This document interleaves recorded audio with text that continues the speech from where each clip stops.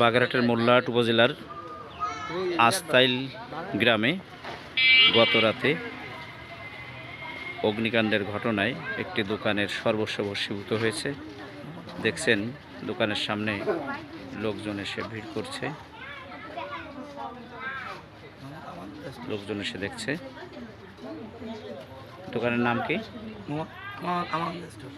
Mohammad Amanullah store.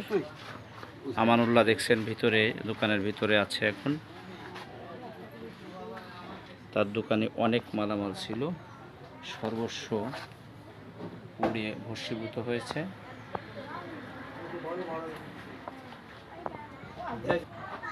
দেখছেন দোকানের একেবারে চাল ডাল, এটা মুদি দোকান ছিল, ফ্রিজ সহ একেবারে সর্বস্ব পুড়ে ভস্মীভূত হয়ে গেছে। কয়েক লক্ষ টাকার ক্ষতি সাধন হয়েছে বলে স্থানীয়রা বলছেন। আমরা কথা বলবো এই দোকানের মালিক বা স্বত্বাধিকারী তার সঙ্গে। মোল্লাহাট থানা আস্তাইল গ্রাম। আমি আস্তাইল বাঙনকুলে আমাদের দোকান বাড়ি সংলগ্ন এবং মোল্লাহাট টু চুনখোলা রোড সংলগ্ন।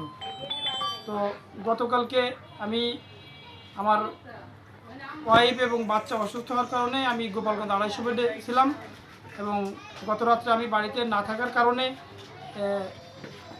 পূর্ব পরিকল্পিত শত্রু কে বা কাহারা আমার প্রতিষ্ঠান ক্ষতির মধ্যে ফেলে আমাকে বিরাট একটা আর্থিক ইয়ার মধ্যে ফেলাইছে, যেটা মানে আমি খুবই মোহাম্মদ আমানুল্লাহ স্টোর, মোল্লাহাট থানা আস্তাইল গ্রাম। কয়টার দিকে ঘটনা এটা? আনুমানিক রাত 3 থেকে 3:30, রাত 3টের দিকে,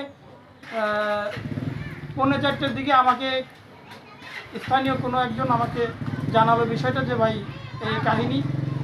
এখন আমি আমার ক্ষয়ক্ষতির পরিমাণ কত? জি, ক্ষয়ক্ষতি আনুমানিক 4.5 লাখের মতন। 4.5 লাখের মতন। অবশ্যই আমি আইন ব্যবস্থা চাই। হ্যাঁ দর্শক, আপনারা শুনছিলেন দোকানের মালিকের মুখে তার ক্ষয়ক্ষতি বা অগ্নিকাণ্ডের যে বর্ণনা। যদি আসলে কেউ শত্রুতাই করে আগুন দিয়ে থাকে, এটা আসলে মোটেই কাম্য নয়।